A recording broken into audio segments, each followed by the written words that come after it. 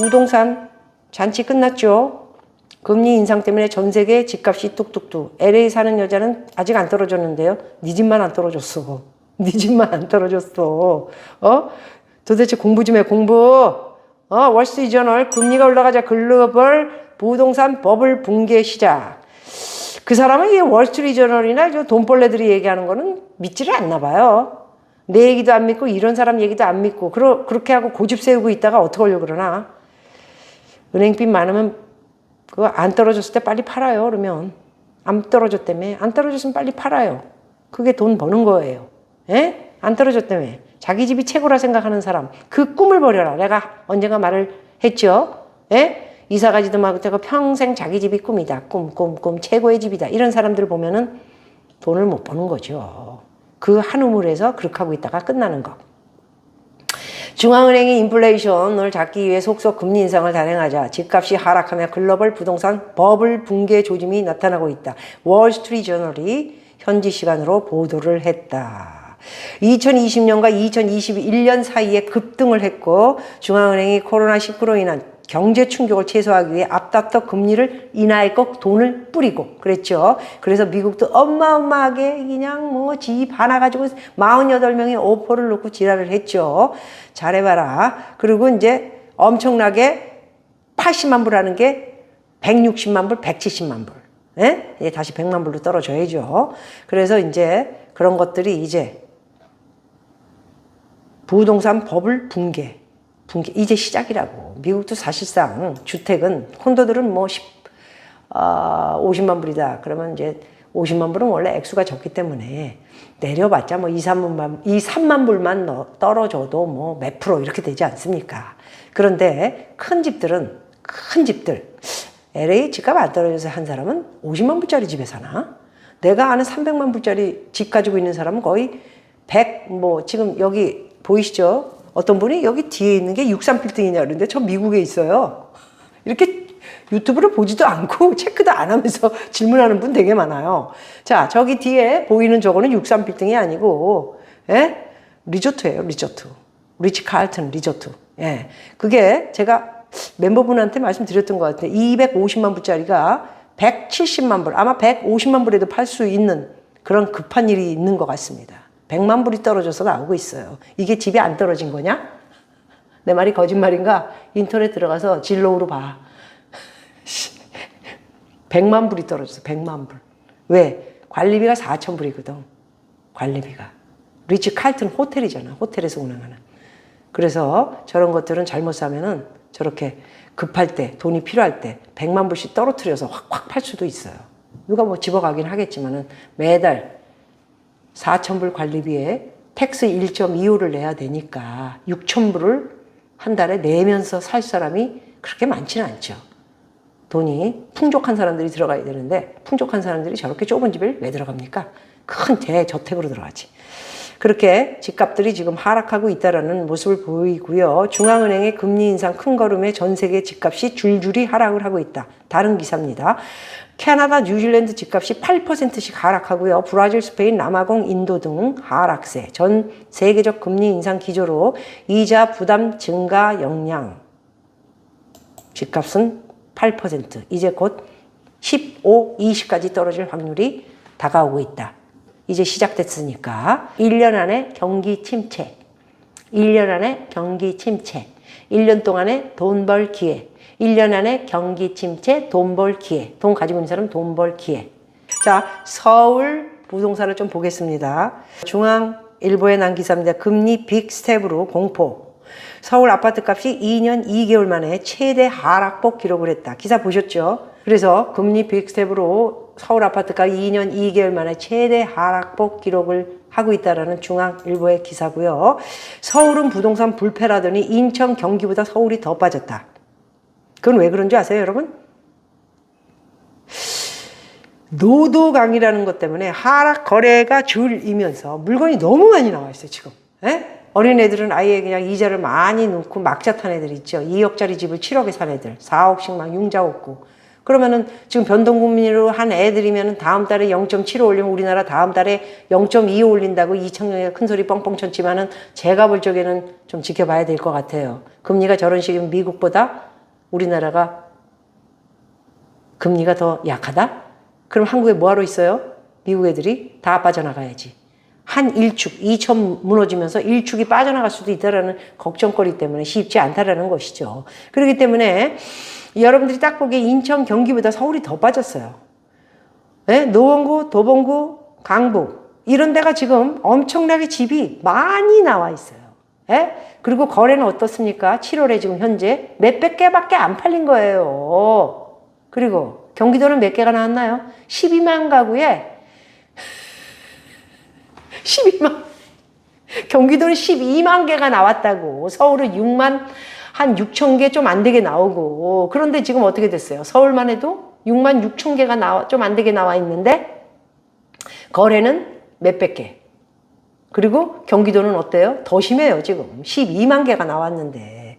이런 지금 실정에 놓여 있기 때문에 딱 보기에도 여러분들은 인천, 경기가 더 떨어졌나 보다 하지만은 서울이 더 많이 떨어져서 물건이 빠져 있다라는 것이죠. 그래서 이 기자가 쓴 거 내용은 요거는 맞아요. 요즘 이상한 조선 미디어에서 뭐 기자애가 뭐 임장이다 이러고 다니면서 얘기하는 거 봐가지고 제가 그렇게 좀 신빙성이 없는 애 무슨 뭐 강남 부자들이 누군데 별 부자도 없어. 집 한 채 가지고 있는 거지 바보야. 걔네들이 독산동에다 집을 많이 샀는데 그걸 보고 하품이 나가지고 강남에 무슨 강남은 그냥 강남 집 한 채 가지고 있다가 5억짜리 3억짜리 샀다가 10억이 됐고 20억이 됐고 30억이 됐고 40억이 됐고 50억까지 간 거야. 이 바보야. 근데 무슨 강남 부자가 독산동에다가 뭘 샀는데 어쩌고저쩌고 그걸 또 쭉 가서 보고 독산동으로 또 투자하면 큰일 납니다. 에? 강남 부자들은 일부 거기 오리지널 부자들은 그냥 보통 사람들이에요. 강남 부자들 여기 써봐요. 그렇지 않아요? 집 한 채 가지고 그냥 월급 또는 가게 뭐 이런 데 좀 나오는 거 아주 사는 거예요. 집값이 오른 거지. 집 한 채 있는 게 뭐가 그렇게 큰 부자예요. 집 팔고 나오면은 은행빚 갚고 뭐 얼마나 된다고 세금 내고 다 흩어지고 뭐하고 아무것도 없지. 부자에 대한 개념 멤버십에서 내가 말씀드렸죠. 멤버분들은 아시죠? 어떤 게 부자인지. 다시 한번 말씀드릴게요. 나중에. 그런 말도 안 되는 내용의 그 유튜브를 하는 애예요. 걔가. 그러면서 기자래요. 그러니까 또 기자래니까 혹 해가지고 또 기자는 올바른 얘기를 하나 보다. 걔가 뭘 합니까? 어린애가 집을 사보지도 않고 팔아보지도 않고 대출을 얻어가지고 이자를 보지도 않고 위기를 닥쳐보지도 않고 또 무슨 아파트를 샀거나 빌라를 샀거나 어디 건물을 샀거나 우린 다 해봤잖아. 연립빌라도 사봤고 연립빌라를 또 8채를 가지고 있다가 건물도 지어봤고 뭐 여러 가지를 해본 경험이 없는 애가 그렇게 떠들고 다니니까 뭘 한다고 그 강남 부자들이 무슨 독산동에다가 뭘 샀다고 몇 명이 사서 들어갔는지 모르지만은 그 조사를 해보니까 지가 그렇더라. 그런 내용인데 그런 헛소리 좀 하지 말고 너 그러다 까불고 다니다 혼난다 지금. 또 지금 같은 시기에는 까불고 다니면 큰일 나. 입을 조심해야 돼 지금. 1년 안에 무슨 일이 닥칠지 몰라 지금. 나라가 지금 어떻게 될지도 모르고 까불고 다녀. 조심하는 말을 해야지. 조심하는 말. 뭐 어디다 투자를 했다. 어디다 투자. 그럼 뭐 어떻게 하라고 그래서. 지금 현찰 있는 사람들 독산동에다 집 사라는 거야. 뭐야 지금. 까불고 다녀. 까불지 말고 다녀. 기자야 기자. 인터뷰해보면 이렇게 쓰면 되는 거죠, 선생님. 이거 한마디도 모르는 바보들이 나가지고 내가 지금 그 무슨 뭐야 한국경제 그 인터뷰하면서 그 아나운서인가 기자가 와가지고 나한테 혼만 나고 갔잖아. 그거 보신 사람 있어요? 100만 조금 안 되게 가는 거? 뭐 질문을 해도 질문 같지도 않은 거 알고 뭐 집에 집자도 모르는 것들이 와가지고 공부를 하고 와 공부를 도대체. 자. 이제 한국 부동산 집 보러 온 사람에게 어떤 사람이 이제 그 광명에 있는 집인데 열불이 났다. 2억을 깎아달라고 그랬나 봐요. 이런 말을 왜 집 보러 가서 합니까? 나 이 사람도 참. 가만히 있으면 2억이 떨어질 텐데 왜 광명 거기 가가지고 주인들 열불나 죽겠는데 지금 거기 가서 2억을 더 떨어뜨려 달라 그러면 누가 좋아해? 내가 그랬지 찾아다니지도 말고 다니지 말라고. 내 유튜브를 안 보니까 이 모양 이 꼴인 거야. 자, 그래서 집 보러 온 사람들이 대뜸 2억을 깎았다. 기분이 나빴다. 이런 얘기인데 왜 자꾸 집을 보러 가가지고 그런 거 돈을 깎고 그래요. 광명이 뭐 얼마나 위대하다고. 에? 아주 깎지 않고 그냥 가만히 있어요. 그러면 저절로. 광명 역 파크 자기가 3억 8,900이었는데 에? 분양 당시 광명역 서밋 플레이스는 4억 1,000. 광명역 센트럴 자이는 4억 3천, 광명역 프로지오는 3억 8천이었다. 이 지역 입주가 끝난 후 전국 집값이 들썩였다. 그래서 실거래 가격이 14억 원을 넘었다. 한 10억 올랐네요. 대출 금지선이 15억을 돌파. 그래서 84제곱미터가 지난해 6월 15억 2천에 거래됐는데, 그런데 단기간 집값이 급등하며 매수 심리가 식어 매물 적체와 가격 하락도 이어지고 부동산 빅데이터 업체 아실에 따르면 에휴 15억 14억에 산 사람은 누군가 이거 어떻게 해. 응? 당장 벌써 3억이 떨어져가지고 매물이 지금 광명 여섯 믹 플레이스는 12억. 응? 뭐 4억 5천인데 12억이면 이제 한 4억 더 떨어지면은 뭐 인플레이션도 있고 새집 사면은 한 또 20% 한 뭐 20%는 올라가야 되니까 한 7억이면 맞겠네. 예. 그렇게 팍팍 떨어지고 있다. 예? 광명이 좀 수도권 밖으로 떨어져 있는 데인데 굉장히 인기가 좋으네요. 그걸 왜 14억씩 주고 샀지? 대출을 갖다 6억씩 받아. 어머야, 어머머머머머머. 아우 정신 차려 이 사람아. 그렇게 집 사지 말라고 내가 그랬건만 왜 집을 사가지고 그래. 당신의 책임이야. 응? 14억을 넘어섰는데 이 집을 갖다가 15억 2천에 샀어. 6월에. 에이, 5배가 오른 처음 값을 내 책을 보지도 않았나 봐. 야, 이거 편집해서 올릴 적에 우리 직원분. 집을 살 때는 내가 뭐라 그랬어? 내 책에 나와 있잖아. 처음 값을 따지고 너무 비쌀 때는 딱 싸. 안 사고 시기가 오기를 기다려야지. 참지를 못해 도대체 참지를. 그 10억을 당한 거 아니야 지금 당신은. 그거 어떡할 거야 지금 그 10억. 평생을 벌어도 안 될 돈. 돈이 많은가? 돈이 많으면 그렇게 사세요 그냥. 우리나라 가구당 재산 5억 4,476만 원, 부동산이 75% 이상 차지한다. 말씀드렸죠. 우리나라 부자가 많지 않아요. 아까 그 이상한 그 기자 같은 애가 뭐 독산동? 거기다가 강남 애들이 투자를 한다? 어떤 애들이 투자하는지 모르지만 강남이고 뭐고 집 한 채 가지고 있다가 40억이 되고 그런 건데 이제 20억으로 떨어지겠지만은 그렇게 떨어지고 뭐 이런 거 계산 안 하고 그냥 가만히 있었는데 올라가면은 그걸 팔고 정리를 해서 오래 가지고 있는 애들은 장기 보유 뭐 한 2, 3억 내고 한 3, 4억 내고 그리고 한 15억 먹고 나오는 것도 괜찮은 거였기 때문에 여러분 집 와서 했던 건데 그걸 뭐 정리 못하면 할 수 없는 거고 그러면 어떻게 되냐. 집 한 채 가지고 있는 거예요. 그래서 경기가 이제 이런 식으로 위기가 오고 금융위기나 뭐 외환위기가 오고 이러면 다시 이제 금매들이 나오면서 집값이 누군가가 던져가지고 집값이 40억이었는데 급하니까 15억에 팔겠다. 그럼 15억이 되는 거예요. 그럼 네 집은 15억이 되는 거지. 그러면서 다시 또 올라가기를 기대하면서 이번에는 좀 오래 걸릴걸? 대공황이 이번에 좀 길어요. 공황 그러면 1년만 오는 게 아니고 공황이 벌써 와 있잖아. 1년 지났어. 9년 남았어 이제. 아 힘들어. 그런 상황이기 때문에 한남 더일도 5억이 빠졌다. 여러분들 이런 얘기 들으면 좋아하시잖아요. 그죠? 여러분들은 지금 돈을 가지고 집을 사야 되냐 말아야 되냐 준비하고 계신 분 입장으로서는 서울 집값이 2년여 만에 최대폭 하락을 했다. 특히나 한남 더일은 일주일 새에 이 인간은 뭔데 샀다가 또 도로 팔어. 85억인데 80억에 내놨다. 잘들 해봐.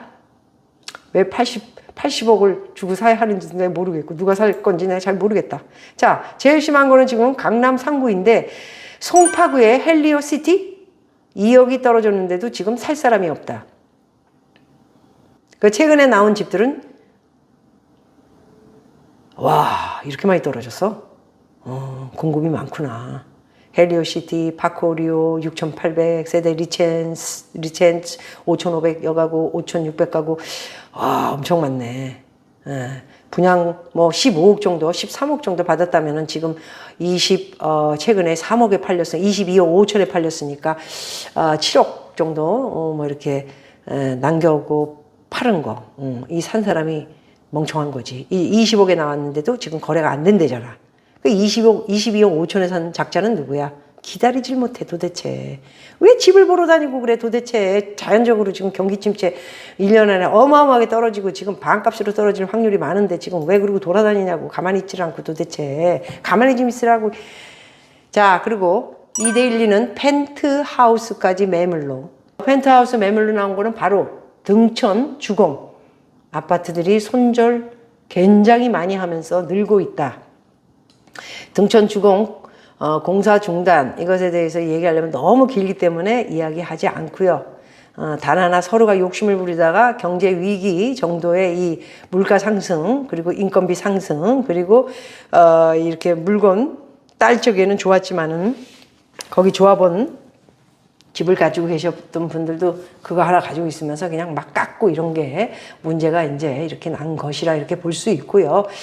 큰 양보와 서로의 그 어떤 서로 이렇게 양보를 하지 않으면 제가 볼 때는 이거는 일이 마무리되기 힘든 일입니다. 예, 건설업자도 장난이 아니고요. 조합원님들이 오히려 큰 손해를 볼 수 있을 거라고 저는 보고 있어서 등촌에 계신 분들 제 프로 보시면은 빨리 해결을 하기가 어려웠기 때문에 제가 볼 때는 쉽지 않은 일이고요. 이게 지금 뭐 저층 1단지가 18억, 이주비 승계시 15억 가능 막 이렇게 물건 나오는데 이게 그렇게 팔아서 등촌에 들어간다 한들 수익을 다 완공이 된 후에도 뭐 나중에 10년 후에는 뭐 또 올라갈 수 있는 가능성이 있는지 모르겠지만은 앞으로 5, 6년까지는 아파트로 부를 일구는 것은 힘들 거라 저는 그렇게 보고 있습니다.